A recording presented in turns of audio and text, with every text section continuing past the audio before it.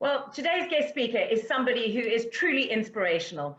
Over the past 10 years, she's built Get Ahead VA into a national business with a team of almost 40 virtual assistants, over 5 regional directors. She's developed some really great habits to grow her business, and she's here today to tell her own story of success and also divulge a few of her secrets of good habits along the way. Without any further ado, I'd like to introduce Rebecca Newenham. Hello. Hello. Hello. Wow, what an intro. Thank you, guys. I'm feeling slightly underdressed, Stuart, so I should have remembered that you're all about the suit. So I'm just going to try and share my screen. I always find this the most stressful bit. So I'm hoping you're not alone there. Don't worry, Rebecca. It is. We all feel like that. Panic on. So I'm delighted to be here. Huge thank you to Emma for inviting me. I love talking about my story. I love empowering people, and I'm very aware we've got 20 of you lovely people on today, and you've all got your own story, and you're all here part of the hub for a reason, that you want to learn and develop, and that's really inspirational. So I'm hoping I've got some good tips for you. I know Emma will be a bit worried I haven't got loads of notes on all my slides, but I quite like keeping my slides simple. I'm not a huge fan of PowerPoint. We've all had death by PowerPoint, haven't we? So yeah, we do. Right, well, we're gonna dash off. We're gonna leave you to it. We'll be in the wings if you need us. Oh, I will need you, no doubt. Thank you. Yeah, brilliant.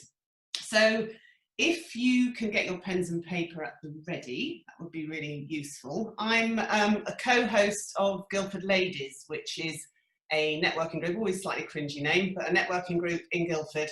And we always talk about, when our members do presentations, how nice it is if they give us a little bit of sort of personal background. So I wanted to share a little photo of me with my family of 5. So I'm married to Martin. We met when we both worked for Superdrug head office. I'll talk about that in a minute. We've got 3 daughters. Izzy's turning 19 in a couple of weeks. So I was just saying to Louise and Stuart and Gareth before we jumped on the call that we're managing to have a little family party on Sunday. So I'm thrilled before the lockdown kicks in. So she's off to Cardiff University. She's going to be doing business management with marketing, and actually she runs our Instagram account. So I'm really been lovely for me to empower her and share some of my skills, and she's loving doing that. And then to the right is Amy. Amy's just done her GCSE. So as a family, we really did struggle, like everyone, obviously with lockdown.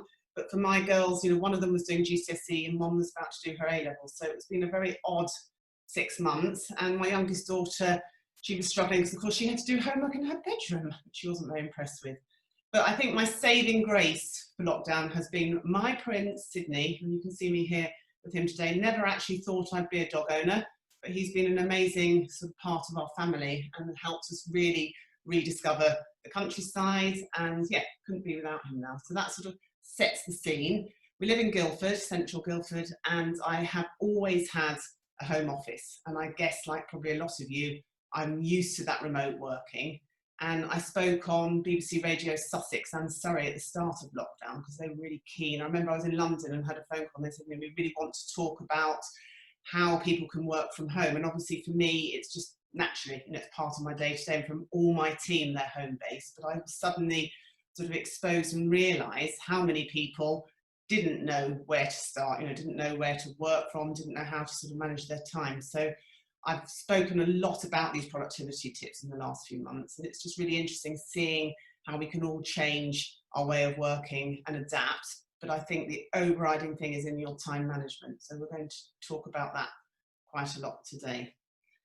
So a little bit of history. As you can see my Superdrug slide. There's me with very curly dark hair on the right. I was part of point of sale one Christmas. I remember my parents being super proud and taking friends into their local Superdrug, which was a bit embarrassing, but I did a business studies degree and then worked for Superdrug as a retail buyer. Absolutely loved it.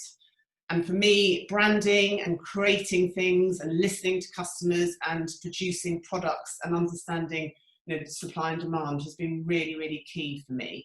So that was naturally, I think, where I was always getting my energy, where I was always really interested. I then went to work for Sainsbury's, little bit more sort of straight-laced. I didn't have quite the budget I had when I was, scooting around Paris with suppliers at Superdrug.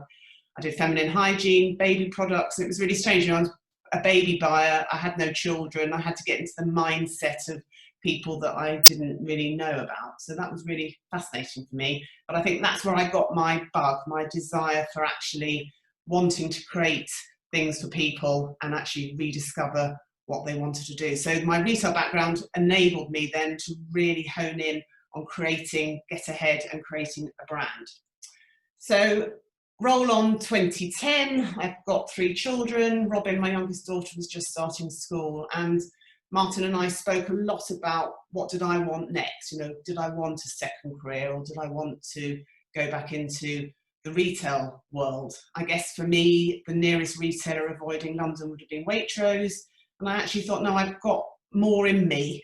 And I'm just finishing writing a book around sort of virtual working and finding your second career. And I imagine a number of you on the call today will relate to this, where suddenly you get a chance to do something slightly different. So for me, I look back at what I'd done in the past, what could I do to actually get that good old work-life balance. And my mum had run a tutorial agency, and I should probably have put a picture, I've got a picture of her with this big brick of an answer phone. And when my brother and I were growing up, my father was a head teacher, so he had very sort of core hours. And my mum set up this tutorial agency where she was supplying teachers to children that needed work. And we always laugh now saying, you know, we were all going into people's front bedrooms, front rooms, you know, there was no sort of protection, but it was, she provided an amazing service for children, and she did it from home. She had her answer phone, she did it in the evening, she did it while we were at school. So I guess if we look at who inspires us, she has to be my number one sort of inspiration without getting sort of too emotional about it. So I thought, well, how can I replicate something like that? I didn't want to go down the tuition line, but I thought, what is there out there that would enable me to tick all those boxes, be around for the girls, but actually have something really stimulating and interesting? And I'd always had that in the back of my mind, that I wanted to have something for myself. So did quite a lot of research, as I'm sure a number of you have as well, looking at what it was that I could create that would have longevity. And I think this is one of the main things I wanted to talk about today is, you know, when you set up your business, it's how you have that vision. So for me, my vision was I wanted something more than just me. I wanted a team. I wanted something that would keep me interested. And I hear a lot of people that say, oh, well, I just thought of a business name and I thought I'd base it around my surname, and oh, that's fine. And then suddenly they get a bit bored, or they're not quite sure where they're going. And for me, having that vision was really, really important. So Martin and I played around a lot with our business name. I personally didn't want it around my surname. No one can spell Newenham, let alone say it. So I wanted something that wouldn't necessarily be just about me. So Get Ahead to us sort of summarised the benefits of working with a virtual assistant, that we would move people ahead, we would move them forward. So had the logo designed. I used a lovely friend of mine who was a graphic designer. And weirdly, I was having a good old, you know, as we've all done, a lockdown sort out, and found my original logos, and we had them in blue, in green, but for me the orange stood out. And obviously you can imagine I've had lots of EasyJet references in the past, especially when we've been at exhibitions with our orange scarves and sort of all there branded up. But orange really related to me. I liked it. It didn't feel too girly, too masculine. It's, yeah, I felt proud of it.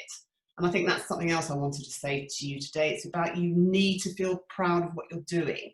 You need to love your website. You need to really get your energy, because that comes across. If you're feeling awkward or embarrassed, then again, that sort of will lead people to sort of wonder, well, are you really in the right business? Are you really doing what you want to do? So in 2010, we launched as Get Ahead, your virtual assistant. And actually on the logo on the back of my office, I've got that still, because that's primarily what we were offering. It was PA services. Now, like anything, I knew that although I didn't have a PA background, I needed to actually do the doing at the beginning. So I set up shop. I had a website designed by a friend of mine. Everything was done on a real budget. And then I remember people saying, you need to go networking. And I'm getting a right sweat on, thinking, well, how am I going to stand up? How do I even know what I'm talking about? So, but networking played a huge role in me starting the business up. And obviously the reason you're all here today is you're part of the hub, which is a wonderfully supportive environment. So, you know, that's great that you found that environment for yourself. And I would imagine a number of you are networking. And I know Louise mentioned your LinkedIn local. those environments are so important to find your, and I hate the word tribe, but it's true, find your tribe, find who you can gain confidence, gain security and learn things from. So networking proved a big thing for me. But I always had that vision of wanting something bigger, and we're going to talk a little bit later about how I launched the franchise. But within the first year of working, I'd taken on 2 freelancers to really support me and my clients, as I quickly realised that, you know, I'm not that technical. Excel doesn't turn me on. You know, that wasn't the best use of my time, but my time was best spent in developing and nurturing relationships. And after starting networking, I suddenly realised actually I sort of found my forte. That actually I was probably, you know, we all look back at school, don't we think, oh, I hated it, I hated doing presentations, I hated things like that. But now actually I've really got into the swing of these things, and I've grown in confidence. And I think that comes with maturity, dare I say it as well, but it also comes from finding where you get your energy from and being in the right place. So launched the business in 2010, started gaining momentum, bringing new people on board and finding the clients that we really wanted to help. So that sort of hopefully set the scene for you. We're all about outsourcing, and I'll talk a little bit more about how we grew the franchise a little bit later. So I wanted to sort of set the scene for all of you now. I've found quite a few interesting stats over the last few months as I've been doing more and more presentations. And one of them that was quite shocking for me was that 40% of people use their computer after 10 o'clock at night.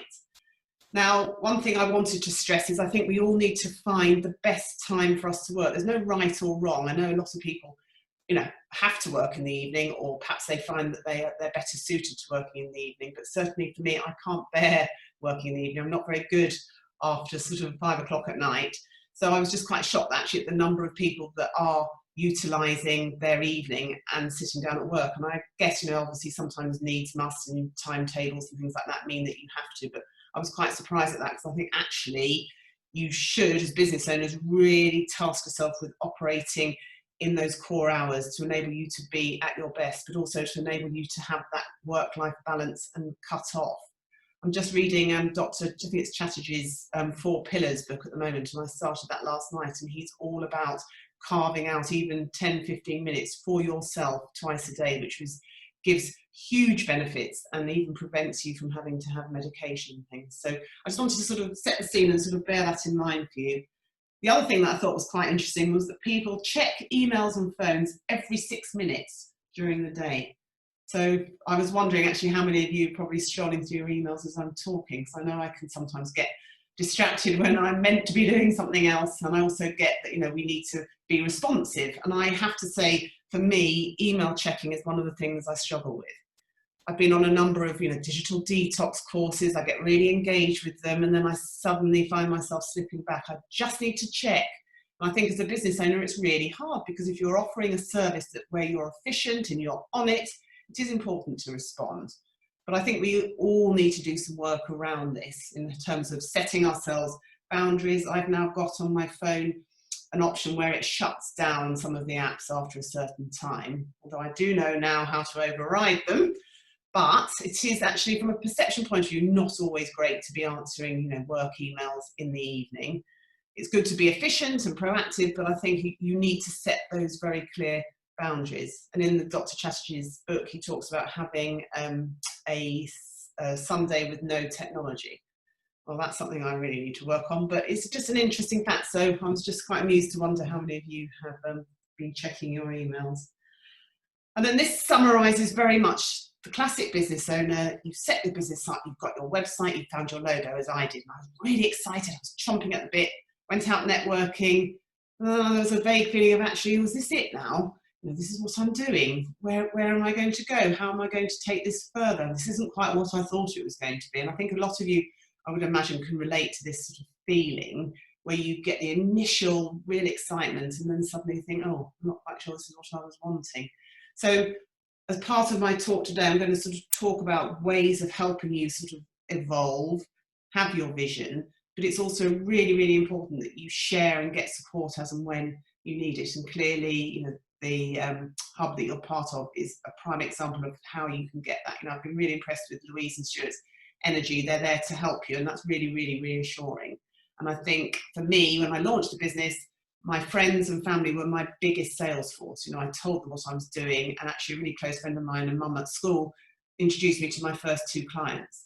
And I remember feeling so chuffed that she'd actually listened to me and she understood what I was wanting. So it's all about having a confidence to share what you're doing, but not sort of bombard people with saying it too much. There's always a balance that's needed. Now, for me, it's been always about, why am I doing this? So set the business up. Within that first year, realise that actually I don't want to be doing this client work. This isn't for me. I love the idea of what we're doing. I love the contact with clients, but I don't want to be chained to a desk. So I guess I had a confidence then to think, right, how am I going to make this work? And realise that there was real demand in the marketplace for the work, the support we were doing, but it didn't necessarily have to be me. So I would sort of say to you all, this is prime time now, September. I know it's very, very odd. It's not our classic normal new term feeling. However, it is time for you to be brutally honest about why you're doing what you're doing. Why have you set the business up? So for me, I realised that I wanted that flexibility, which is what I was achieving, but actually to scale the business, I needed to find more people to do the work. And even just looking around me in the playground, I saw this amazing skill set. So I knew that there was no issue in getting clients and there was no issue in finding team members. It was just how we sort of presented that. And one thing I found quite interesting, especially with lockdown, it's brought out if you're an extrovert or an introvert. So if I go back to my family, you know, my middle daughter, a huge extrovert, was due to do GCSEs. Suddenly she was abandoned. No one wanted her to do exams, which obviously she was pleased about, but she was just suddenly left. She didn't drive, she couldn't get a job, you know, what did she do? So for her, she really, really struggled. I wouldn't say she had depression, but she certainly realised that she wasn't getting her energy where she would normally. And I think we can apply that to business owners as well. You know, I'm fairly extrovert. I think Stuart, you could clearly say is too. But for some of you, you may well have thrived in not having to go out networking and not have to do things. And you probably found it quite tiring, quite hard to do a lot of the online activity. And you possibly thought, well, why am I doing this? This isn't, and I want to sort of grow my business, but it's actually time consuming and draining. So it all comes down to a balance in your day and a balance in your week. Now, I think a majority of us would say at some point in our journey, we have too much to do. So I will sometimes find in a particular week, I could get a slight panic on because I know I've got deadlines happening. And as a business owner, you are everything. You're juggling, you're keeping your clients happy, you're keeping your team happy. So I just have got a couple of polls I wanted to introduce, and I'd love you to take part in these if you wish.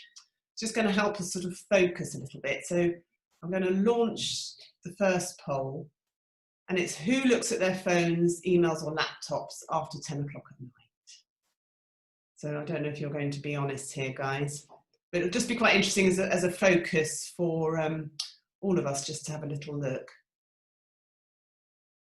So we seem to be fairly even here, which is interesting. So just waiting for 2 more of you to put in. Right, 1 more. I'm going to give that. Okay, perfect. Brilliant. So what was interesting here then? So 40% of you say, yes, you do look at them late at night, and 60% are no.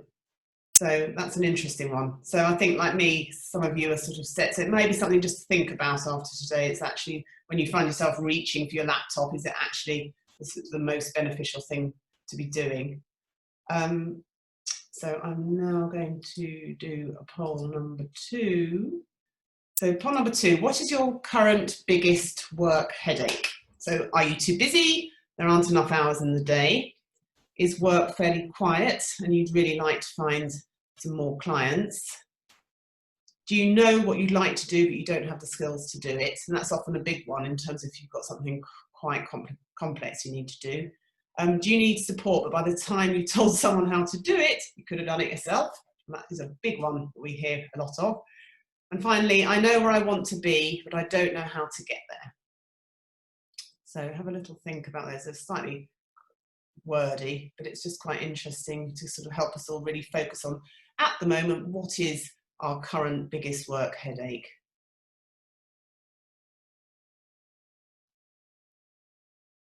And it looks like my favourite ones coming out top here at the moment.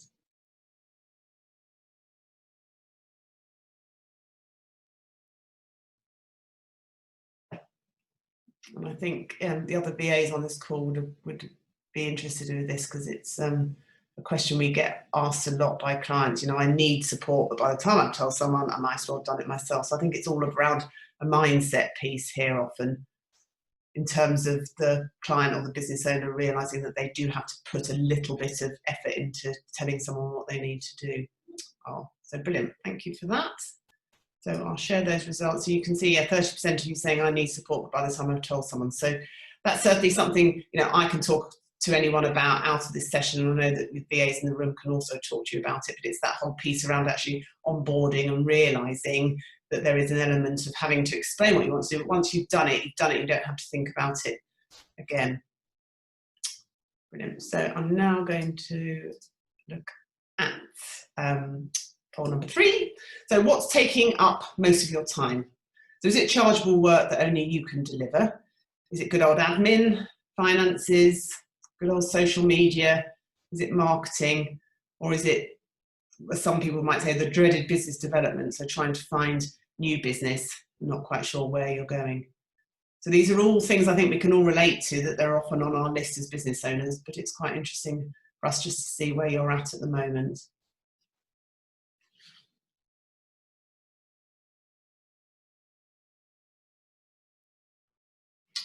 Brilliant.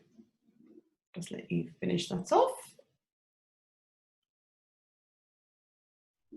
Lovely. Thank you. I'll share those results. So yeah, that's an interesting one. So business development is something that, you know, 4 of you are spending a lot of time doing. And I think that's often the case for September as well, isn't it? You sort of thinking, right, got between, and traditionally, without COVID, we'd be saying like September to December, where are we with our goals? Where do we need to go to get to the end of the year? Do we need to get our pipeline sorted? So that's an interesting one. So thank you for that. I promise we've only got one more, and this is, if you're really honest, what does your own personal hourly rate look like? So would you pay someone else to do admin, social media, emails, you know, mundane tasks that take you away from actually growing your business? We spoke about business development being key for a lot of you. So if you were being honest about your hourly rate, surely you might spend a little bit less by outsourcing to somebody else to actually, who is the expert at what they're doing. So I think sometimes this question is a little bit confusing, but I don't know how many of you have actually ever really sat down and thought, well, what is my hourly rate, if I'm being brutally honest? And therefore, should I be spending all this time fiddling around when I could potentially be outsourcing it to somebody else? So I'll just give you a couple more seconds. I haven't spoken this long for ages, so excuse me if I'm sounding a bit croaky.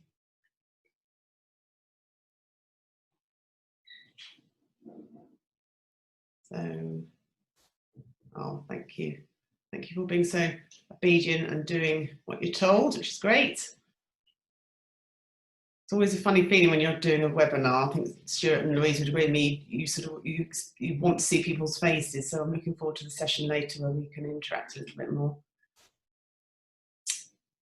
Brilliant. So I will end that poll now and share those results. So yeah, interesting. People are saying, yeah, absolutely understand sort of the benefits of taking it away from you, and that perhaps actually you would be prepared to pay a little bit less. So that's brilliant. Lovely. Thank you very much for that. A bit of interaction. So I'll now move on to the next slide. So we've talked a little bit there about setting the scene. So where are you, if you're being brutally honest, spending your time? Clearly, you as your business owner of your business need to be driving it forward. So, so you need to really be honing in on where you're going to spend your time. And this was really important for me when I started the business. I quite quickly realised that I wasn't good at everything, that I didn't want to get involved with everything. So something like my website, a friend had helped me do the first one. I spent probably the first year uploading bits to it, sometimes forgetting to add a blog in because I was doing other things. So the website outsourcing was something that I sort of removed fairly quickly and gave that to someone to look after. Bookkeeping as well, and this was an interesting one. This is a learning I had. You know, I met an accountant at networking. She seemed fine. She told me I needed to be a limited company, so you know, I went down that road. And it wasn't for a couple of years later that someone said, "What are you doing? You know, why are you a limited company? You know, go back and be a sole trader." So that's what I did. So I think for things like finance, you need to feel very comfortable, and I'm sure a number of you have got some great connections here with finding people that will give you the honest truth about what you need to be doing. And it's, you see a lot of people sort of going down a certain track when actually, you know, with hindsight it's probably not needed necessarily. So it's being mindful of where you spend your money, and certainly where I was spending my money. And the same with blogging. You know, I'm okay at writing, just written this book. I've really enjoyed doing that, but my skill isn't in blog writing. I did a few blogs in my first year in business, but then very quickly realized that, okay, I need to really hone in here and give this to somebody else that's the expert, that knows about keywords, that can help me pull together a calendar. So I outsourced that fairly early on. And weirdly, I outsourced PR.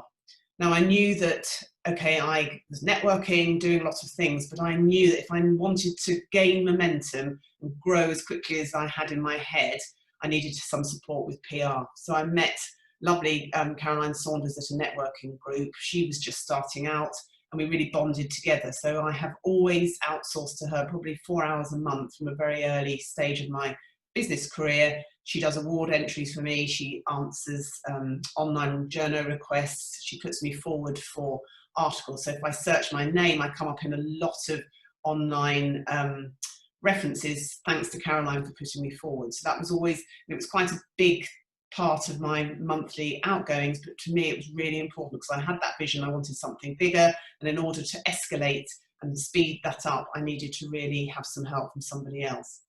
So the big things for me were always finance, website, and PR. And interestingly, coaching came fairly early on in my business. So probably in about year 3, I was part of something that was then called Entrepreneurs Circle. And I think from memory, Emma, you were possibly part of that.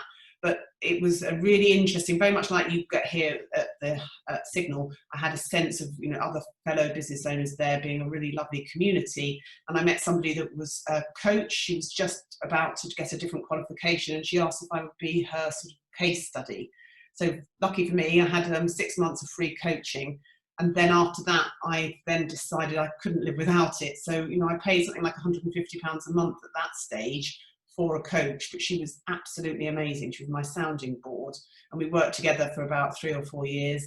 I've now got 3 coaches that I work with. You know, coaching is huge, and if you haven't thought about it, I would really encourage you to think very carefully. And there are so many different options, and as I'll say at the end of this, I'm more than happy to connect with any of you afterwards and have a chat about the different levels of coaching that are out there. And I would imagine there's probably some coaches within your community anyway. So that's my whole piece around, you know, how I started my outsourcing journey. The franchise came a little bit later, and I'll touch upon that very shortly. But I wanted to share now my sort of top tips for being productive. Number 1 is the good old to-do list.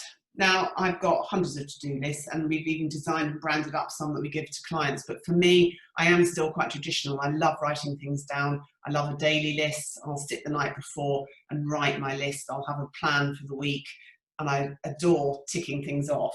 And actually, we've just this month launched a challenge for my franchisees where we're doing 21 actions each day that will drive our business forward, and we're writing down the things that we're doing. So I guess it all boils down to sort of focus and where we're taking our business and how we're getting there, and clarity. My husband absolutely loves Trello. He was giving me a demo on that last night, and I was sort of, I'm terrible, I'm like a magpie. I think, oh, I need that, I need this, and that's another sort of thing I've learned over the years. I need to rein myself in. If there's a lovely notebook on sale, a lovely to-do list, I feel I've got room for it in my life, which is bonkers really, because I certainly have not. But I think if you're technical, then things like Trello, Asana, Todoist are great. And if you're possibly more traditional like me, then the good old to-do list and a clear desk policy is great as well, where you can just really focus. And I did a PT class at 6:30 this morning, so I'm feeling very virtuous. I had my mat out in my office, and I just glanced around and realised actually gone are the days when I had loads of files of loads of paper. You know, I've got just a little inbox with various things in, and I'm very good at getting rid of things I don't need because it just holds up your headspace. So a to-do list is great, and I wish this was me in my orange leggings, but it's not. But exercise has been critical for me in my sort of business journey, my business success. From the very beginning, I've always made time in my week for exercise. I've had a personal trainer, and again, you always think, oh, personal trainer, that sounds hugely expensive. They're not. And it's about where you get your support. I need what I call my professional family around me. That's my coach, my accountant, my PT Ian is I have a class in that sort of bubble. He supports me, sets my goals. You know, we work together about what I need to do. If I wasn't feeling fit and energetic, then I know I wouldn't be the business owner that I am. I wouldn't have the energy to give to my family. You know, it is so important. And back to, you know, I keep talking about Dr. Chatterjee's book. He talks around carving out that time and finding energy through exercise. It's not saying you have to run a marathon, but it's about where you get energy. And I host LinkedIn Local Guildford, and I was amazed actually at the number of people on there this week who have all started doing the Couch to 5K and possibly haven't done much exercise in the past at all. So that was really encouraging. So exercise is a big player for me. This one is all around tackling your worst job first. And I think this is primarily come out of my work with my coach around, you know, what is your focus? So Nell is my action coach. Every day she sends me a message, what are your top 5 priorities, Rebecca, for today? So I then have to commit to 5 things, and I will generally always write the worst, but the most demanding one at the top of that list. I will always include something personal in there, but it's so worthwhile if you've got that, and I'm sure you would experience it, you've got that job that's hanging around, irritating you, just do it. It never is as bad as you feel. So for me, it was writing my book. I had a book coach, and I had that awful, you know, the homework to do, and then I found it looming just before I needed to have my next call. So for me, I knew that there were certain actions within that had to be at the top of my list. But yeah, get rid of it. The Pomodoro effect I love. So I've got an app on my phone where I work for 25 minutes and then have a 5-minute break. And that's, you do that, I think, 3 times. But that's really good at focusing, as is, you know, turning off my phone alerts and things like that. So online chat is huge. It can be hugely beneficial. So for me and my franchisees, we have a WhatsApp group. And again, I don't know about you, but you can easily get added to these horrendous groups. And as a parent, I've been added to things without even being asked. I don't want to know what the netball team are up to particularly. So I think it's about being very mindful about where you commit to these online chats, but it's about making it work for you. So our franchise one, we sort of agree we're going to have a mixture between, you know, fun leopard print things that I've seen out in the shops through to, you know, can anyone help with this particular client? So we have it for live interactions. We also have Office 365, so we use Teams quite a lot, and the messaging on there I really like. So we've moved away from a closed Facebook group for my whole team, so my team of freelancers and franchisees, because we were finding that it was just something else to look at. So we've sort of consolidated ourselves, and we like the ability to sort of send quick messages. You know, we remember birthdays, we send pictures, but ultimately we have short, sharp communication that way, and we obviously have good old traditional email and actually picking up the phone. So a bit vintage here, but I do really, really rate having that quick phone call. So I know Emma and I had a chat on the phone leading up to this presentation, and it's so much easier to have a quick chat than sort of send long emails back and forth. Obviously there's a time for everything, but I think naturally, you know, I look at my kids, they hardly ever pick up the phone. They hardly ever want to speak to any of their friends. They'd much rather do a quick little message. So I think there's a time and a place, but, you know, actually picking up the phone and having a conversation with the client,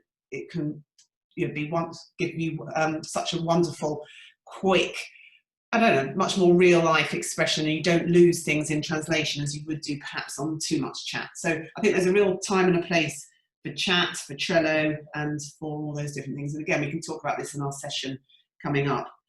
Now, getting dressed is quite important for me too. So here is Jerry. Jerry is my sort of franchisee in a comical way, but we're utilising this in a lot of our up and coming PDFs and things, because there's Jerry with her lovely office jacket on, ready for a Zoom call, sitting on a gym ball. So there is an element of actually, you know, I'm sitting here today, I've got my jumpsuit on, but I have got my slippers on, but you don't need to know that. But it's that whole thing about you need to be comfortable, but you also need to be ready. I wouldn't want to be sitting here, even if I wasn't on a webinar, in my gym gear, because then I'm sort of still in slight relaxed mode. So for me, to be productive, it's been to, you know, do my hair, put some makeup on. And we were laughing in lockdown, you know, the ability just to put some lipstick on made me feel that I was in work mode. So yeah, so bear that in mind. I hope you can appreciate Jerry's lovely bunny slippers here. Environment plays a big part. So as well as feeling right, it's where you're going to do your work. You know, as I said, I have worked from home since 2010. I have a home office. This is it. I absolutely bloody love it. It's where I can shut the door and be peaceful. But I also get that not everyone has the space to have an own office. I know you can obviously go into the hub, which is amazing. So it's about where you get your energy, but also spending time in the right place. This is me with Emma. Emma's my latest franchisee from East Midlands, and we naturally have photos taken on each of their launches. I had to have a bit of a tidy up, and you can see in that back corner I've got a photo frame at a funny angle. But it's about, for me, being important. And I have to laugh at my 2020 adventure awaits. It's quite ironic, my calendar in the background, but it's about finding where you feel comfortable and getting into that zone. So those are my sort of top tips for being super productive. And this light bulb moment very much sort of frames where I was back in 2016. So I had launched the business in 2010, grew my team of freelancers, and then I was a bit like that initial image of, right, I've done all this, what do I want next? So for me, my vision was always that I wanted to gain traction around the UK. We've always had nationwide clients, but I think, like a lot of you can understand, people buy from people, they need to see you. We were offering remote support, but still our clients like that, those touch points. So I trialled in Bristol running an office, a Get Ahead, using somebody that was a freelancer, and she proved to me that yes, people would buy from her given my training, and she went out with our rate cards and our branded material. So it proved to me that actually this is probably the way to take it forward. Initially, I thought I might pay for people to do networking for me and do it that way, but actually I then discovered a fantastic franchise consultant. And again, after this call, I'm more than happy to talk with any of you if you're thinking about possibly franchising your business, how to, you know, the initial steps. I've got some lovely connections I can share with you. But I worked with Barclay and we did, you know, a SWOT analysis of the business. Was the business sustainable to franchise, yes or no?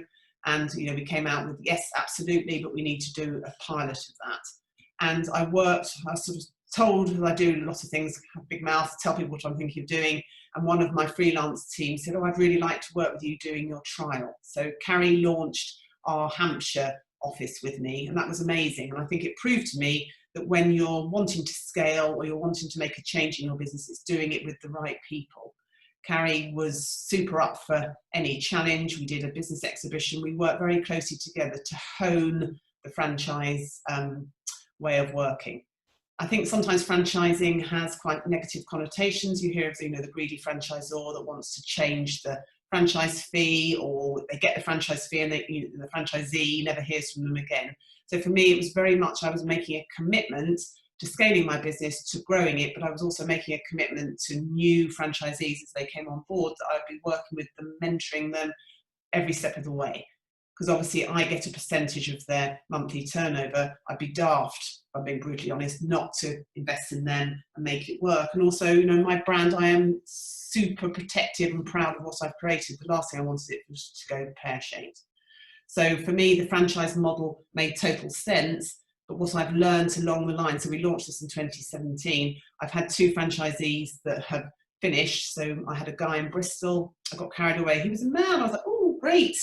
Yes, you know, guy in a VA world, it was quite rare. So he worked with me for a year, but he had personal issues, but also he wasn't passionate enough. He didn't listen to what we needed him to do, and he didn't own it. You know, he put a blog out on LinkedIn, but didn't really explain what it was about. And he was totally honest at the end of that year. He just said, it's not for me. He had a sales marketing background. He thought he could sell anything, but he clearly couldn't. And so for me, a real learning for me has been about not being ashamed if something doesn't work. And I think that's a big thing I want to share with all of you today. You know, don't hide from things if they're not quite how you thought they were going to be. You know, it really doesn't matter. It's about learning from those mistakes. And my team in Newcastle, they were running it as a partnership, but they were both office managers. You know, my ideal franchisee is someone with a sales or marketing background that's hungry, that will go networking, will find clients that we need to support, and then we will give those clients to our pool of franchisees who will support our clients under the regional director, as we call them, under their sort of mentorship. So my Newcastle team, 2 office managers, wanted to be VAs, but actually they wanted to be VAs. They didn't want to be the boss managing a territory. So as soon as lockdown happened, they crumbled, as did the sort of the local community, sadly, in Newcastle. So we were very honest with each other. We said, well, should we pause it and restart it in September? And they said, actually, no, we need to call it a day. So again, I'm very open about that when I'm talking to new franchisees. I've learned so much about the profile of my perfect franchisee. And I think we all do that, don't we? We all learn, we have an ability to say no to clients if they're prospects coming our way and you suddenly think, not quite sure about you. You know, back in 2012, I would have taken anyone on board and worked with anyone. But I've really learned over the years that it's not, a client doesn't necessarily have to be the right fit for you. So it's having that confidence. I wanted to share, I'm just conscious of time, I just wanted to share a couple of books with you. So the E-Myth Revisited is a wonderful book that I've discovered in my recent business book group that Nell, my coach, runs. There's a huge section on franchising in there. So if any of you are keen to learn a little bit more about franchising, apart from speaking to me, have a look at that. And also Mel Robbins, I've got a real girl crush on her and her 5-second rule. No longer do I put the snooze on. I'm 5, 4, 3, 2, 1 and I'm out of bed. So that's a big thing I would really recommend. I've got some remote working tools here. And again, I think you get a copy of this presentation, but I can send you my PDF as well. So we just go through a variety of different tools that we as a business really can promote and use. So something like, you know, DocuSign for signing documents. And we talked around productivity. So Wunderlist again is a good thing. I really, really want you to spend time measuring your success. So, you know, be really proud of where you've got to. I signed up and bought into a business to offer virtual assistant training about 4 years ago. I thought it was what I wanted to do. It wasn't, but I then put a line under it and moved on, and I've made some really good connections as a result of that. So never be afraid if something's not going quite your way to sort of put a line under it. We are celebrating 10 years this month. I've been shouting from the rooftops this September about that. So I would encourage you all to be really proud of each milestone within your business. Get some PR, get shouting about it. You know, we're all doing this for the love of wanting to help other people as well as ourselves. So yeah, be really proud of your milestones. My top tip, and I think Angie would agree with me on this, concentrate on what you do best and outsource the rest. And that poll that we had earlier really highlighted the fact that I think a lot of you are open to how you can outsource. Any questions? I think we will cover that in the next section, and here I am. So I would love you to connect with me. As I said, I run LinkedIn Local Guildford, so if any of you ever fancy coming to that, you're more than welcome. And if you'd like to have, you know, one-to-one, if you've got any questions about how you're keen to scale your business, I'd love to hear from you. So I think I'm bang on 10:30. Amazing. Ah, well done. Well done. Oh, thank you, Rebecca. That was absolutely brilliant. Really good. I mean, so quickly. I thought I might do it all in less. So yeah. Great. I have got so many notes. I have been scribbling here. I've been sending messages to Lou going, that's amazing. That's brilliant. Yeah. So I'm really looking forward to the second session because I myself have at least 250 questions. Oh, brilliant. I'm sure all of our members and our guests, thank you for coming. I've seen you there in the attendees. I'd love to see Zoe and Luna. I'm sorry if I'm pronouncing your name wrong. But it's lovely to have you today, Rebecca. Will you be joining us in 10 minutes at the second session? I will. I'm going to have my porridge quickly. I've got to have breakfast. Brilliant. And we hope to see everybody in the room in there. You should have the link. If you haven't got the link, tell Gareth now. Do you have the link? Put the link in the chat, Gareth, if you've got it. And we will see you in 10 minutes at 10:41 on the dot in the room, and we'll get cracking because we've got questions, we've got suggestions, we've got a meeting of minds, and we've got a lot to get through. So goodbye, everybody. This session ends. See you in 10 minutes. See you in 10 minutes. See you soon. See you soon. Bye. Thank you. It's full of all these decisions we've got to make, and you Yeah. You get started in work, don't you? And then at the end of the day, you really don't want to do it. Tell me, and I'll do it. Yeah, and actually, I've got my daughter-in-law putting up a program for me. I'll be working with her from Monday, so hopefully that'll give me the accountability that I make time for it. Yeah, no, oh, good for you. Let me know how you get on. I think that's why our mastermind is quite popular. That I can imagine. Piece. You know, what is really important for me this month? What do I absolutely have to get done? And then I've got to come back and tell Stuart, who's going to basically point out that I didn't do what I said. And once you get that in your head, it's not even what I say. It's you've let yourself down. No, exactly. And everybody knows it. And there's something about that. It's also similarly putting tasks into your diary. So when you have to do something, put it in your diary, and even if you don't do it, you have to physically move it to another day. And there's only so many times that you move it and you go, do you know what, I'm just going to get on and I'm just going to do that. It's just that accountability to yourself, as well as not only, you know, from other people, is writing things down and scheduling time to do it. I think that gives you accountability. And I use quite a lot of, I use alerts on my phone as well. If I suddenly think of something that I've got to remember, get it out of my head, I just make an alert and it rings me, and then I can deal with it, rather than feeling you've got to fill your head with what you've got to do and remember. Yeah. I quite often thank past Stuart. So I live in these two Stuarts. There's Stuart now and Stuart in the future. And I want to get to a point where Stuart in the future is thankful for Stuart now doing something, rather than leaving it for Stuart in the future to do something. So when I get to something, like, it might be something silly like emptying the dishwasher before going to bed, so that when I get up, I don't have to empty the dishwasher and to make breakfast. And so I just think to myself, thanks, Stu, you did a good job. And I don't know, it's just, I've done it years and years and years, I've done it. And it just makes, when you're doing something for yourself in the future, it makes you really want to do it. It's like, oh, I'm going to really enjoy not having to do this tomorrow. Sorry, just sharing. Is that Stu 1 and Stu 2? Probably. I don't know. I just think like that. There's Stu now, there's Stu in the future. Anyway, Emma. Hi, Rebecca. I have 3 children at home as well, so I was just wondering, do you let your children interrupt you during the day? Yes, that's a good point. So I shut the door, and if the door's shut, then they're not allowed to come in. But if I have my office door open, then they can. I did buy a sort of a funky light system, but I don't know, it's never going to operate that. It sounded better than it was. So no, I'm quite mindful, and they also sort of will know my cue, so they can hear me talking. And I have always been very good at sharing what I'm doing. So for example, they know that I'm doing this morning, so I've got my eldest daughter still at home before she starts uni, so she was very respectful of me doing that. So I think it's that whole open communication, isn't it? And I want them to be proud of what I'm doing and understand that I'm doing it, so we all have, you know, a good time. So the more I've shared with them, the more appreciative I think they are of what I'm doing, so I don't get quite the backlash. But I still get that iPhone's like your 4th child, you know, I still get those conversations. But it's like, what would you rather, mummy be here or on the train in London? So that's a good point. But I think communication is key to everyone, really, isn't it? It is. Yeah. I know when my kids were younger, they knew that when I was on the phone, they could only write me notes.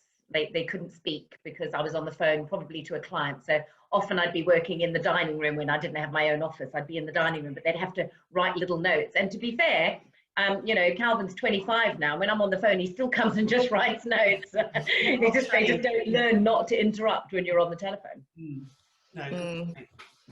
Yes, you can't be a mime at people, can you, when you're on Zoom? Like, oh no, I know, you can't sort of turn your camera off. Yeah. Fantastic. Anybody have any other questions about any of the topics that we've touched on today? Any of the Sheila? Not so much a question. You mentioned about profiling, and I think that's key at every level in business, is the profiling. It's a starting point for building up those genuine, authentic relationships, where you can then find out whether you can collaborate with people and work together. And I just think that profiling is a vital element in the early stages of getting to know people and building those genuine relationships. Yeah, No, I totally agree, Sheila. And I think I've always had a system where, you know, if someone was inquiring about what we're doing, I would always do a bit of sort of due diligence, I can never say those words, beforehand. So, you know, connect with them on LinkedIn, do a little bit of research. I think there's nothing worse than you have a call with someone and you blatantly haven't looked at their website or you don't know anything about them. And I hate that when I have a one-to-one with someone and they say, oh, so what do you do? And you think, well, you could just have had a quick little look beforehand. You know, and it sort of sets the scene in terms of how genuine you are. And it doesn't take much to have a quick little look. And, you know, it was lovely, Lisa connected with me on LinkedIn during the break. And it doesn't take much to do that either, does it? Just to sort of build that profile. Yeah. Oh, absolutely. Yeah. It's also useful in terms of protecting yourself from risk. So yes, just having that kind of awareness of there is information out there. I'll just check in and make sure it's yes. And I didn't talk much. I wanted to talk a bit more about consistency as well as part of that presentation, about, you know, try and be consistent wherever you show up. And I think even down to your profile picture on, say, LinkedIn. So I remember hosting a meeting and somebody came and introduced themselves and she was about 20 years older than the photograph. You know, although it's not a bad thing, it doesn't really help. So you think, well, I don't recognise you, you know, you're not part of the, who I thought you were. So it is being authentic as much as anything, but and giving the same messaging and the same imagery wherever you are on whatever platform is helpful. But I mean, it's funny, someone sent me a link to a profile I was on their website. It was about 6 years ago. My hair was sort of dead straight. I looked completely different. And I said, well, I've got to change that, because actually, you know, things change and your businesses change, don't they? And you need to keep things updated. So I would also say be mindful of where you've got profiles and things. So if things change, do go in and update those so you've got some fresh content. Absolutely. Yeah, absolutely. Thank you for that comment, Sheila. Anybody else got any questions before we maybe go to some more of the talk points? Come on then, Lisa. Sorry. No, that's fine. If your brain is buzzing with questions, you've got to get them out. Rebecca, so how do you, because I'm at the position now where I'm growing my business, so I am approaching potential clients, and it won't necessarily be me doing the work. What would be your advice on how to word that, or how to approach those people that maybe think they're investing in you personally? Yes, no, and I see that with some of our team. So I think it's about almost making it into a real positive. So saying, hello, Steve, you know, this is the support we give. And you can say that you'll be very much part of the process. But, you know, isn't it great? You know, I'm growing the business. You're buying into something that's more than just me. So we're going to make sure we always have the right support that you need as and when you need it, and make it into a real positive. But you will need to have those touch points, because I'm very mindful of that. You know, if I've got my core clients and I invoice them at the end of each month, I don't want it just to be the invoice when I have contact with them, because obviously they're working with a number of my other team. So I think it's having those touch points and having, say, a 6 weekly cycle that you touch base with them. But I would pitch it to a new client that, you know, aren't you lucky to be part of me, because I'm, you know, growing, and aren't I great, sort of thing. Sorry, can I just follow up on that? Did you find the transition from when you were doing things yourself to passing it on to somebody else to get that level the same? Because I ran a business many years ago in the 90s. Of a similar, you know, people, we were typing and people were typing on my behalf. So then I did spend a lot of time at the beginning, before I got to know how they worked, like checking all of their work to make sure that it was at the same standard. Did you find that transition difficult? Yeah, I remember having to be very mindful of being very protective of how we work. So being very clear. Yeah. This is what I expect. I expect a timesheet. I expect you to use this kind of language. So I would often get copied into things until I felt confident that they were doing the right thing. Because it's hard. It's like letting the baby go a bit, isn't it? And that's what happens with clients as well. They're saying, well, how can anyone possibly do it as well as I can? I know, exactly. Yes, no, that's a really good point. So I think, yes, so Lisa, as you're scaling, it's about being mindful of almost writing processes down and being quite prescriptive about how you want them, you know, even how they sign off on an email and things like that. You don't want kisses all over the shop, where you might do, but you know, it's how you want it to be. Yeah. But I do think that's relevant to any business that's going to grow, and any service that you provide. It's always difficult getting that ethos that you are so passionate about instilled in others that are going to be working on your behalf. It's always a very tricky a tricky learning curve too, and sometimes it goes wrong, and you know, we all experience that, but it's a very difficult thing. They're not doing the job yourself, and they end up doubling up. But there is an element of doubling up, I think, at the beginning, that until you get that sort of ethos right, they learn from you and you learn how they work. Yeah, so which is where things like, you know, workshops and regular meetups are really important as well, aren't they? So that you're sharing news and they're all sort of understanding what your vision is as well. And getting them to know you as the person, I think, and you, how you are, because then your ethos is shared, I suppose. Yes, no, exactly. Yeah, that taps right back into what we were saying at the beginning with the knowing your why. If you can share that with your team, Lisa, it makes all of the decisions. If, okay, does this achieve this big why? Yes, it does. Then it, even if I can't speak to Lisa, I know my decision path revolves around making that happen. So yeah, it's such a tricky thing to do, though, to move from providing it yourself to okay, I'm managing a team and they're kind of buying what I'm doing, but I'm selling my team as doing it. There's a great example of that in advertising, because advertising, when the client comes on board, they will be sold to by one of the sales executives. They may have won an award and attracted some attention, but the sales executive will sell them into the business, and they will be allocated a creative team, which is usually a copywriter and a creative director. But the person in charge of it all is the account manager, and that's the person that goes between the creatives and the client and makes sure that all of the things that the client wants to happen. And that's kind of your role, is moving more from the delivery side of it to the account managing side of it. And sometimes just modeling where your role is in the process can help you with presenting that process to the customer in the most positive way. Because we talk about it in Jumpstart January, you know, mindset. And if your mindset is, oh, I feel like I'm lying a bit, then your sale technique and everything will be underpinned with this kind of, I don't feel like I'm being authentic or genuine because actually I'm passing the work on. Whereas if you go into it and go, okay, well, I will be managing your account initially, and then eventually once we've trained up the person that takes over, then you will have your relationship with them, and I will, you know, touch base with you every so often, as quickly or as many times as you want. And then you've got a much better chance of selling in a positive, hey, isn't this great? You're part of a team, as Rebecca said. No, absolutely. Fantastic. Excellent. Any more questions before we go on to some speaking points? Angie. Good morning. Hi, Rebecca. Hi, Angie. Hello. I have a question for you, similar to Lisa, really, in the fact that I've been growing my business and I'm probably looking to outsource soon. How do you go about finding the right person to work with you, to get to that know, like, and trust, and I know, and not be scared to pass it on? Yes.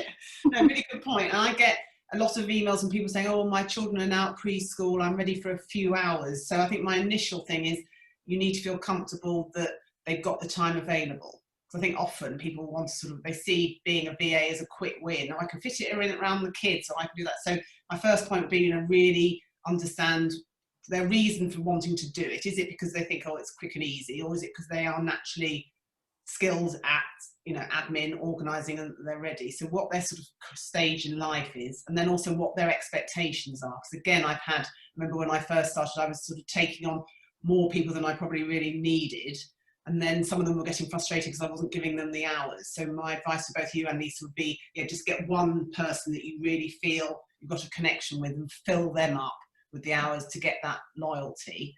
But also it's about understanding what their skill sets are. Because I think you will naturally find the traditional PA versus a social media manager. So it's perhaps profiling who you want and finding the right person that way. And then I would also suggest Amanda Johnson at the VACT is a great resource for, you know, newly trained, newly qualified VAs. So she's always my go-to person for sort of anyone. Yeah, she's great. Skill. Yeah. Oh, exciting. And do you have therefore then like a spreadsheet or a database of some description, so you know what their skill set is? Exactly. Yeah, we've got our skills matrix, so we've got that by region, and then we've listed their industry experience as well as all their different technical experience. So then that helps as you're growing to be able to sort of have a quick look. A quick reference. Well, I would always, honesty is a huge thing for me. So I always say, look, can you do this job? Do you have the time? And if you don't have either, then I need to know, because it's obviously you're putting yourself at risk. So it's just feeling that genuine. Perhaps in the past we've also done some form of testing as well. So even basic, if they're saying they're proficient in Excel, give them a test to do, and that shows their level of commitment as well as whether they're up for doing it rather than a quick win. Okay. And referencing as well. So having a chat, connecting with LinkedIn, and just sort of seeing how they appear. Whenever, little tip, I've outsourced to offshore freelancers for over a decade now, and I've made all the mistakes and paid for it. But one of the things that I do is when I'm hiring somebody, I ask them to do 4 really simple things. For example, send me a link to your favorite YouTube video. What's your favorite color? Tell me a time when you had when something made you smile recently, and what do you like to do in the evenings? Now, if somebody takes time to answer those 4 questions with the link and the specifics of it, I know that they are going to give me what I want, or at least I can start having a conversation with them. It's the people who say, oh, I don't really have a favorite YouTube clip, or it's hard to say, I've got many. It's like, well, I didn't ask for that. I just asked you to, you could lie about it. I wouldn't know. But the point is, I asked you for some very specific actions and you interpreted them and did something completely different. We're going to not communicate, because I was very clear what I asked. And if you can get somebody that works with you who can do the detail bit, people often say, oh, I'm a real details person in their profile, and then you give them something like, send me a link to your favorite YouTube video, and they don't. It's like, I like detail. Yeah. And as my grandfather said, and he reiterated to me, Stuart, how you do one thing is how you do everything. And you'll just end up frustrated. So just have some of those just checks and balances when you're taking on board someone. You have to do some due diligence, but you also have to see how they respond to instruction and communication. And if you find that 90% of the time they're great, but there's a 10% fall off, you've got to work hard on that 10%, because otherwise that's where all the problems will gather. Oh, it's really sensible. Yeah. And communication is key. It is. Communication is yes, absolutely. Yeah, no, on every level, isn't it? Yeah. Yeah, and we do things like their birthdays. I always remember my team's birthdays. We do a big shout out over that. People want to feel special and part of your team. I think as much of that you can do as well. It's really nice for them to feel part of it. It's really interesting you talking about the WhatsApp group, because Signal Team has a WhatsApp group and Signal Village has a WhatsApp group, and sometimes it's very straightforward communication, this, that, blah, and we have other channels, but sometimes you just need to send somebody a reminder or a photograph. There was a lot of photographs of bins over the lockdown because Biffa weren't collecting their big old bins, so I kept sending them to Claire saying still here. But just having that communication and waking up to, oh, thank you, somebody's remembered something that I was going to do today, and or it's my birthday or whatever. It makes such a team, especially with lockdown where we're all disparate and in all different places, just having that one place where you can have a bit of office banter and a bit of back and forth, but also totally, and it's getting that balance, isn't it? Yeah, absolutely. So I would suggest, I know there's quite a lot of the hub members are one man, one women bands. Find people that are of a like mind that can sit in a group with you that can be that for you. So that you can, if you've got things that you need people to remind you about, or you've got a win, more than happy to be in a group on WhatsApp with someone if they need to be reminded. Well, we do have the Hub Members Facebook group that everybody's a member of, which, there's definitely engagement there that can be used. Yeah, it can be on Facebook. You just got to find where it's comfortable for you as well. Yeah, Rebecca, you apologised about using the word tribe. I love the word tribe. Oh, do you, darling? Yeah. I think sometimes I find it a bit American, tribe. No, and I like to choose my tribe. I've never wanted to be a hermit. And I like the fact that you can choose your tribe. I'm loving your background, Sheila, by the way. It's my kitchen. I do it like in a chalet somewhere. Yes, it's all my lovely clean saucepans. Fantastic. Excellent. So I think what we'll do is I know Lou has got some stuff prepared, and I've got some notes and some creating good habits. Lou spoke about last week about getting stuff done, and today we spoke all about, you know, the habits that help the team.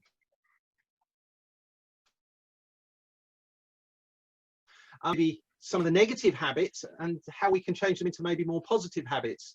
Louise, what have you got prepared for us? I was just going to reiterate what we talked about last week in my talk, and I think it would be really interesting to just hear if, after I did my talk last week, if anybody has taken any of those habits and that we talked about and put them into practice, and if they've had results. So yeah, if anybody's used anything that we talked about last week and started using them, and just to sort of define, Sheila, you're saying yes. Pomodoro technique, but I want to get one of those tomato timers. Pomodoro, we love I've that. got to get it. I've got to get it. Yeah. No, I love that. And have you been working with the 25-minute slots and the 5-minute breaks? And the clever thing was the 25-5, because I always thought to myself, well, you work for half an hour and then you take a break. No, no, no, no. It's a 30 minutes lump at time, and you do 25 and 5-minute break. I love another that. 25, yeah, 4 times. So, I want the time though. I got to get one. You told me where to go and get one. So. Yeah, you can buy them on Amazon. Honestly, they're about £6 or something. I've seen them on there. But that technique, I use it, and I find it works really, really well. It gives you really concentrated. Does anybody else use it? I know Keith uses it, don't you, Keith? And Angie, yeah. I've just downloaded the app from what Rebecca was saying. Oh, have you? Yeah. Yeah. It just gives you really focused time. So just as anybody used it, has anybody found that they've been a lot more productive by using a focused time, whatever technique you use, by being more focused? Have you had results from that? Yes, because I got a butterfly mind constantly. There's too much going on in my head, and but I am very good at writing things down. And by having that focused time, whatever I've decided to do in that 25 minutes, then that's what I'm doing. So get rid of the butterflies for 25 minutes. And what happens when your partner walks in and asks you questions about something completely unrelated? Lisa, let me just explain my lifestyle. My husband goes to bed at about 5:30 in the morning. So mine doesn't. He sits in the room next door and keeps shouting at me. He's so deaf and fast asleep.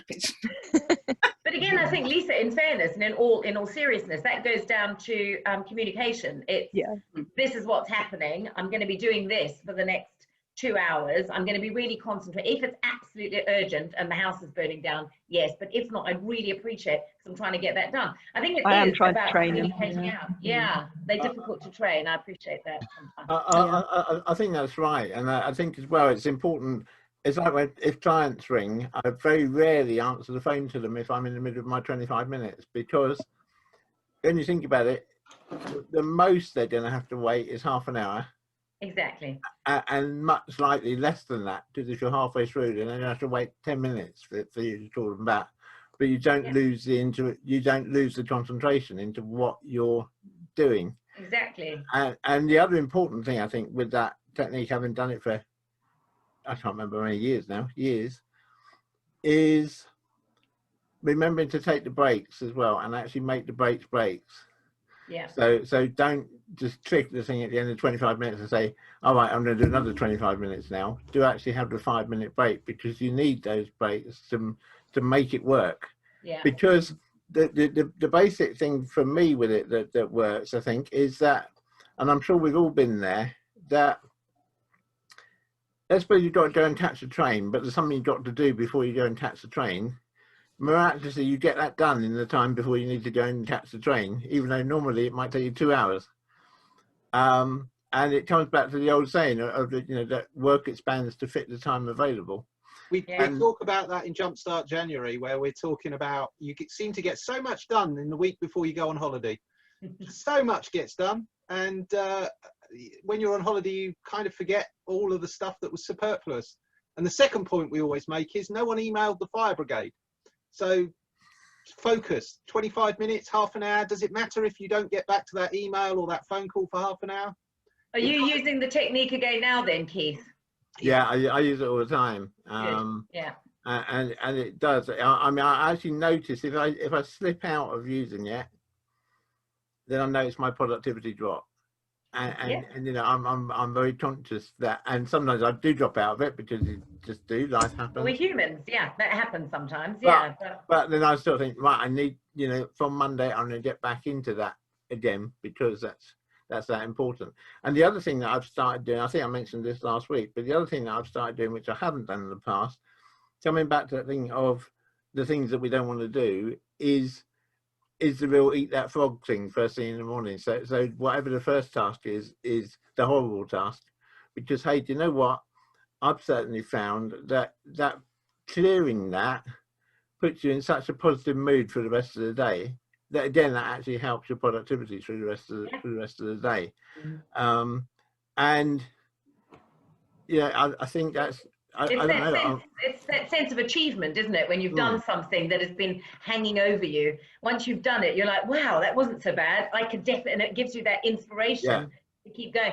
I think using any technique of focus time or Pomodoro, whatever you want to use, I think it's also really important to reflect back on what productivity you've achieved by using that technique, because often we steamroller through things, don't we? We don't sit back and reflect.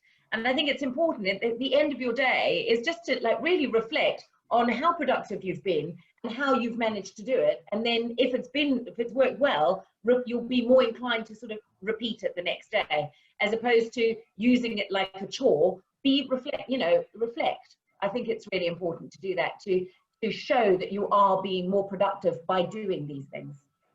So yeah, that was my. Has anybody else got anything that they want to add on any different focusing techniques? I know we've talked about the Pomodoro, but I just started going for the morning walk. I've been struggling with trying to get exercise done. I had a personal trainer. It just none of it kind of worked for me being at home with the kids in lockdown, except I finally got myself an Apple Watch, which I know Lisa has one as well, and it's so good. And it just reminds me every single day to do all the things that I need, not just the exercise, but everything. But if I get up and go out for a walk at like 6:45 in the morning, I have it all done, one of the exercise being closed by 7:30 in the morning when I had to start all the school stuff. So, and not only that, but I mentioned it to my sisters, and I have one sister in Italy and one in Devon, and we did it all together this morning. So we're all out on a walk at 7 o'clock, all on a call, all our headphones, all showing pictures of our walks. My sister's in Naples, my other sister's in Devon. So their walks are very scenic. But yeah, so it's great, really fun. And you can be in competition with them on your watch as well. They don't have Apple Watches yet, but yes, you and I could do it, Lisa, though. We could. Good. Oh, yeah. I think I'm doing something. Yeah. Lisa, I might need a lesson. Sorry, I was going to say, Lisa, I might need a lesson because I'm not utilising mine. Oh, it's amazing. It's amazing. Well, maybe we should have a session on it, because I don't know how to do the competitions yet either. Oh, I want one now. Technology, yes, please. I love a bit of competition, any competition. But it is, again, as you say, Emma, it's that sense of achievement that it's happening, and it inspires you to keep going. Yeah, exactly. That's really good. Fun. Sets you up. We've spoken a lot this morning about habits, especially about good habits, but let's have a quick talk about bad habits, because eliminating a bad habit could be just as good as generating a new habit. So hands up who's got the procrastination habit. Right, and how does it manifest? Michael, how does your procrastination monster rear its ugly head? Oh, sometimes it gets me around to doing some of the housework instead of somebody's accounts. I think those kind of things. Wow. The house is so rather than actually get on with some work, you find yourself with the Hoover and the dishwasher and whoa. Okay. Well, that'll change, Michael, when you move into your office. Yeah. Although we do have hallways and that, if you want to Hoover those, that would be great. If we see you with a Hoover in your hand, we absolutely know that you're putting off what you should be getting on with. It does remind me, I was watching some back videos of something called Black Books, some comedy that had been on Channel 4 or whatever. One of the very first episodes was the bookshop owner was trying to do self-assessment, and he did everything apart from that. And he was folding his socks. He had a huge pile of socks and those kind of things. It's crazy. Yeah, I remember that episode. It's very funny. If you've not seen it, definite watch Black Books. Okay, anybody else procrastinate for England? Could get a gold medal at times. Yes. Killer Sudoku. Killer Sudoku. Yeah. Killer Sudoku. I am banned from buying I think it's either the Times or the Daily Telegraph paperback where you got 150 in there, and the reason is they give you the challenge of how long it should take, and I'm always faster, so I'll always say, oh, I've got time for one more. I can lose a whole day doing Killer Sudoku. Wow. So I'm not allowed to buy them. But how about turning it around and making it a reward? Yes, I should do. Well, So I'm going buy to one, yeah, cut the spine off, and then put one every day on your desk. And when I get to the end of the day, I get myself, if I've done everything, I get my Killer Sudoku time. Yeah, I'm going to put out hints. I want one for my birthday. Fair enough. Michael, you raised your hand. Yeah, talking of rewards, I know some students who will work through a workbook and put a chocolate bar at the end of each chapter, so they've always got something to look forward to when they get through to the end. Nice. Nice. You see, it's silly little things like that, little things like that that can make such a big difference to, it's almost gamifying your workload and going, right, at the end of the day, I was talking to Gareth before everybody joined the call. Okay, so this I'm going to share something, and I don't care how people judge me, but between 4 o'clock onwards on a Friday, forget it. I am the least productive I am all week. And I've got to recognize that I'll just start that massive project at 4 o'clock on a Friday is perhaps not the best time for me, and to actually go out for a walk, clear my head down. And I've been doing it through lockdown, sometimes more successfully than others, but the amount of quality time I have on a weekend has risen significantly, rather than saying to Jem, I'm getting up early at 6 o'clock, you won't miss me for 3 hours, and then at midday I wander in, what's for lunch? It's just meant that I felt that I'm able to actually wind down and put things in place and prepare for the following week. And sometimes I actually leave the office and go for a walk and never come back till the Monday. So what sort of things do you think you could put in place to get over that procrastination, or perhaps those least productive periods in the week? Does anybody recognize that in themselves, not being productive? So I'll just jump in here with the procrastination. I've always struggled with technology. Hands up, I've never been great at it. And I think looking back, a lot of the tasks that I procrastinated on were technical based, because I had that fear of not knowing how to do it. So it was one of those, well, yeah, I'll get onto that in a minute because I can do all these other things really well. So I'll just get on with those. And it is that fear of not understanding or not having the skill. So I've really worked on that over lockdown because Gareth hasn't been next to me. So I've had to. And I've really sort of, you can learn so much so easily, even on, I've used Word for like years and years and years, but there's some things on there that I just never got my head round. When you're taking over somebody else's document and it's got chapters and sections and all of that, and sometimes it goes a bit skew-whiffy and you can't quite get the page numbers to work and all that.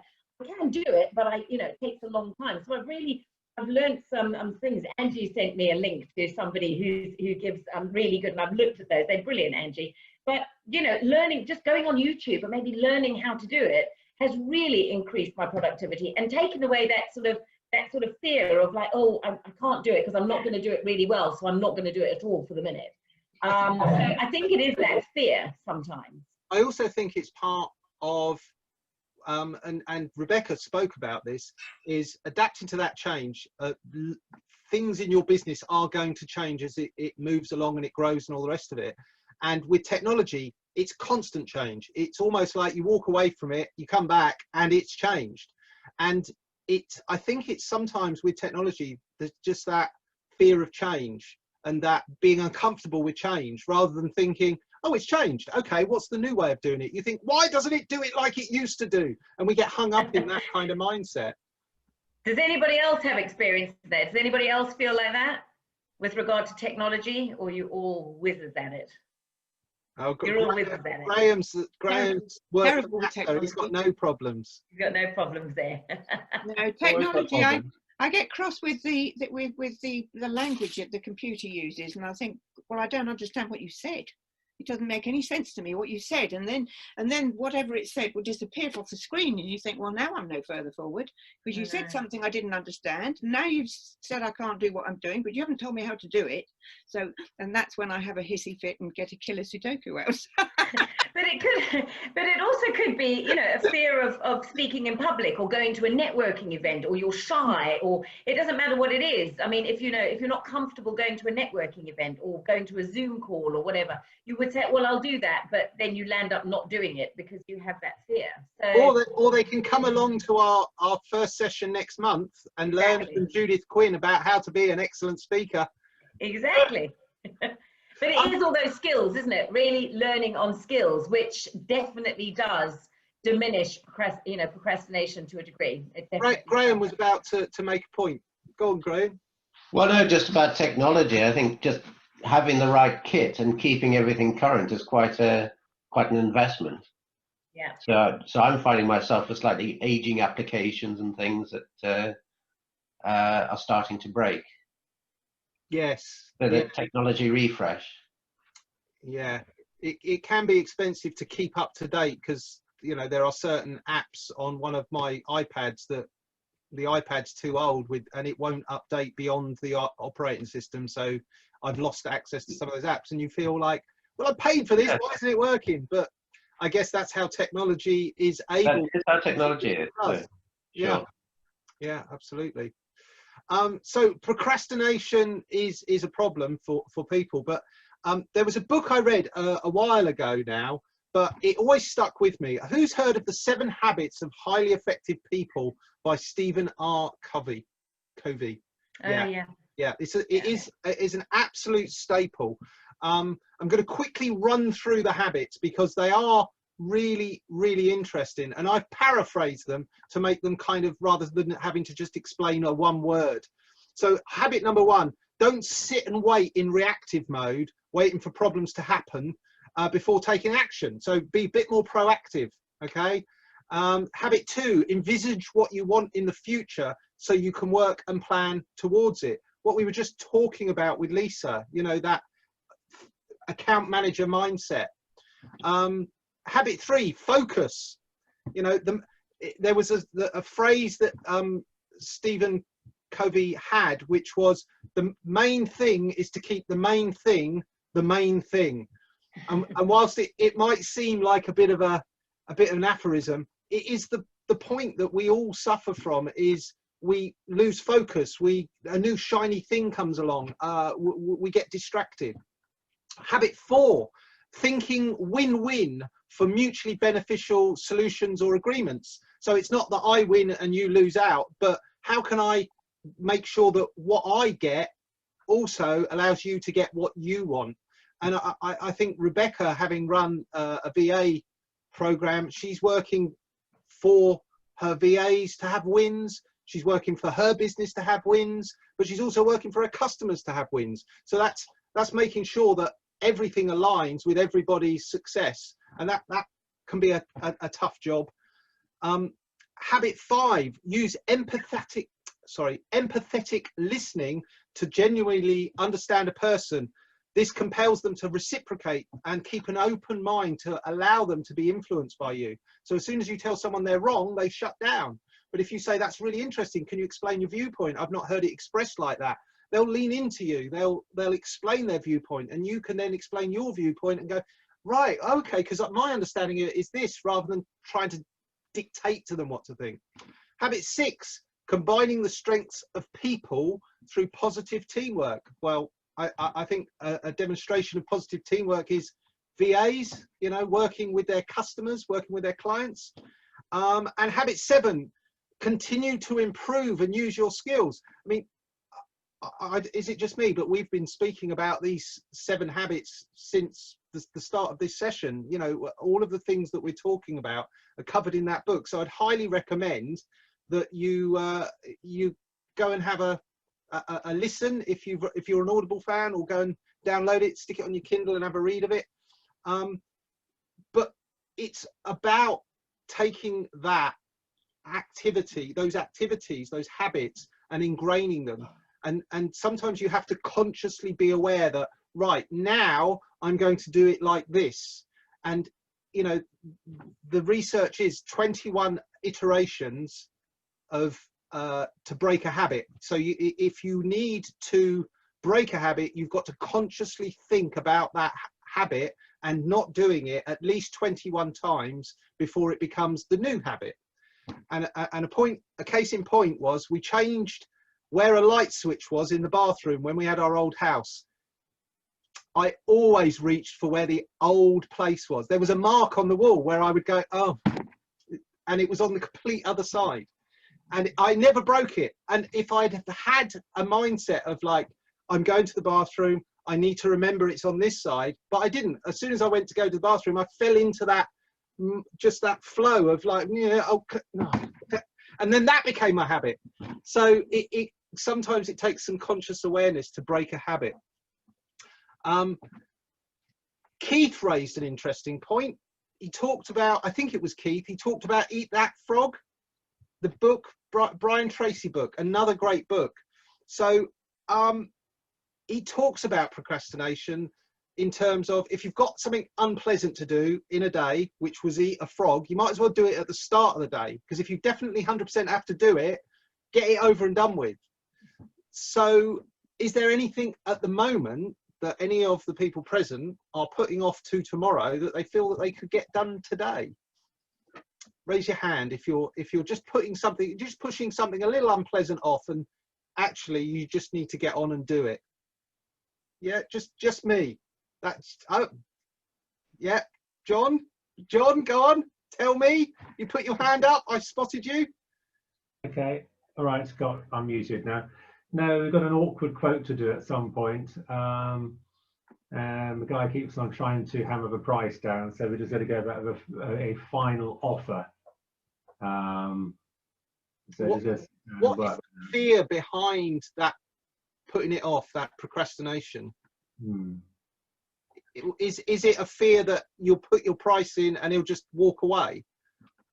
Possibly.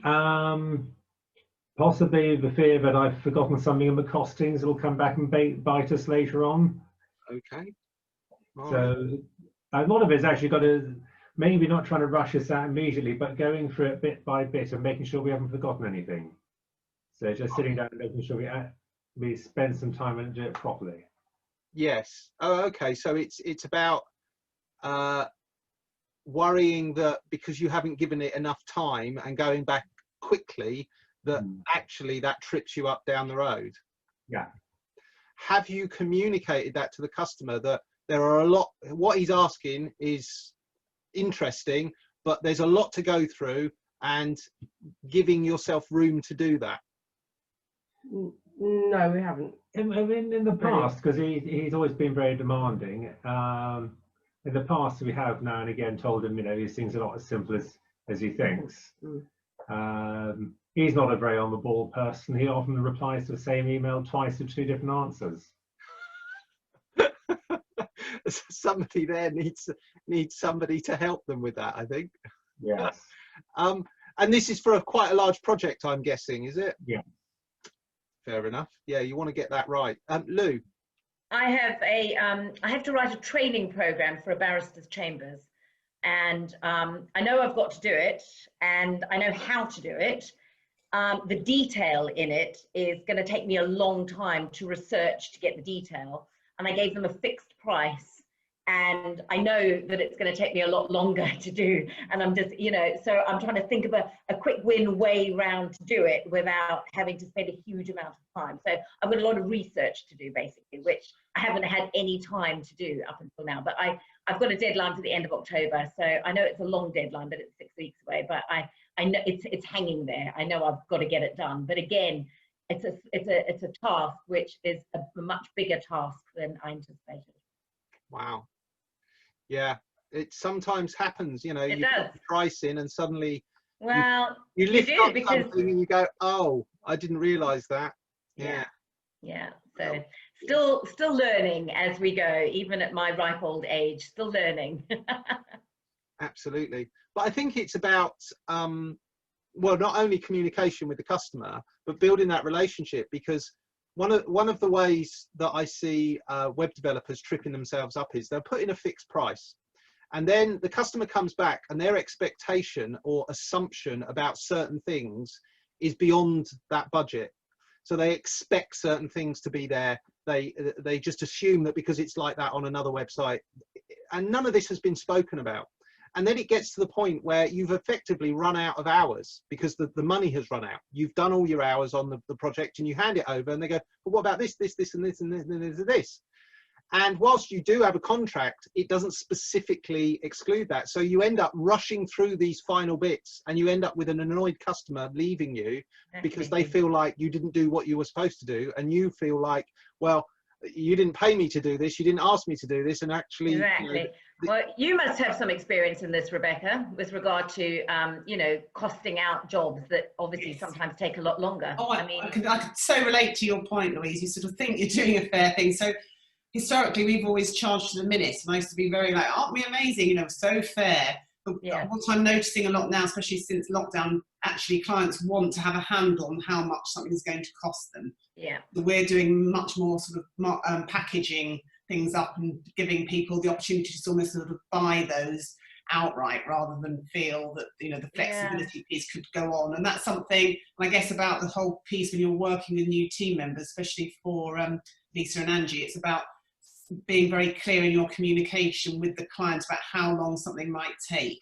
Because I've had our fingers burnt before where someone said, oh, I thought that would only take you 10 minutes. And it's like, you know, for somebody else, it can take a lot longer. So you're right, it's the sort of communication piece. But I also think that sometimes that can lead on, because certainly you do a fixed price for something for a particular project, which is what I'm doing. But then it does lead on to a monthly ongoing that they will pay. It's a great sort of starting point. Sometimes you have to take that hit at the beginning to establish your credibility and establish your work ethic. And then going forward, you will recoup the benefits month on month. Yeah, So no, I totally agree. It's a difficult thing at the beginning when somebody goes, well, I just want a price for the project. It's really difficult if you're going in blind and you don't know, you don't know the industry or you don't know the specifics. It's very difficult sometimes to give a price. So if they want a price, you've got to give them a price because, you know, you don't have an alternative. So yeah, it's a learning curve, but going forward, you will get the repeat from it. So it's, you know, it works out in the end, but yeah, it is challenging sometimes. So yeah, has anybody got anything else? Anybody else got anything that they're struggling to deal with and procrastinating thereon? Well, you're all excellent. You will get a gold star. I've got one. It's about limiting the time on social media.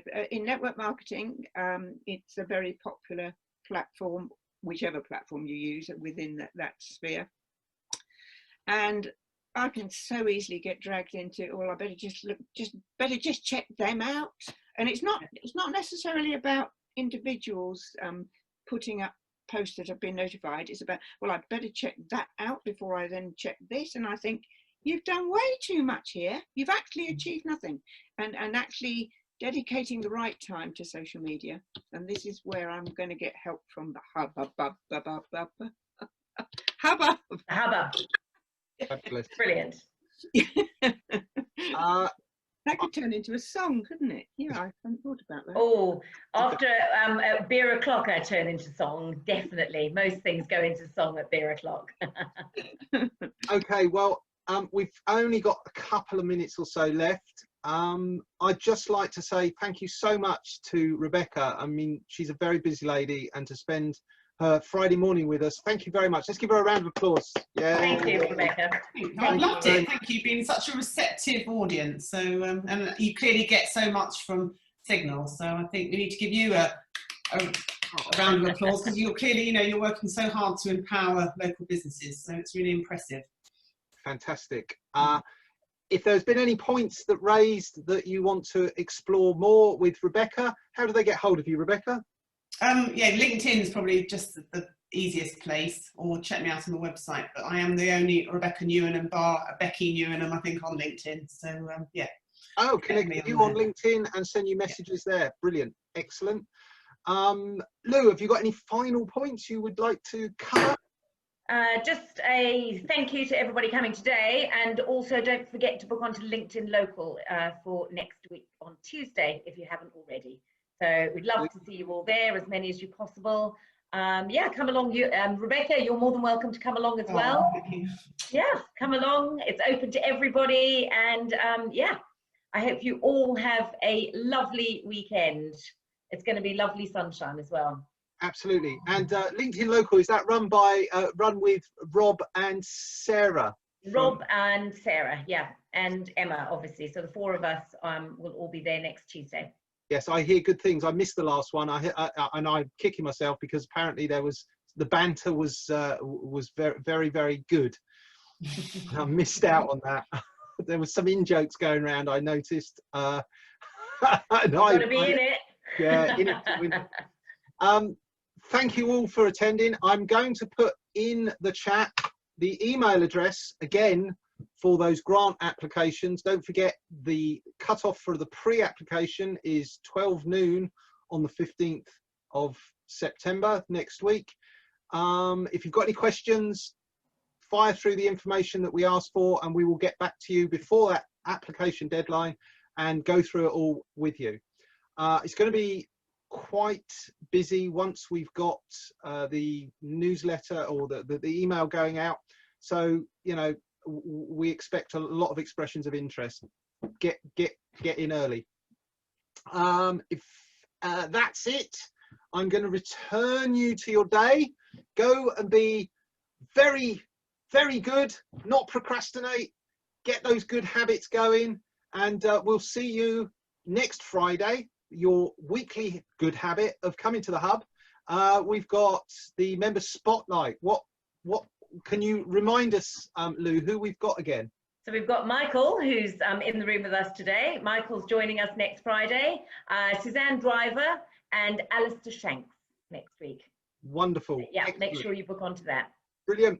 Thank you very much for attending, people. Have a lovely weekend, and we'll see you very soon, and look forward to receiving your emails. All the very best. Bye-bye. Thanks. See you soon. Bye. Bye-bye. Bye.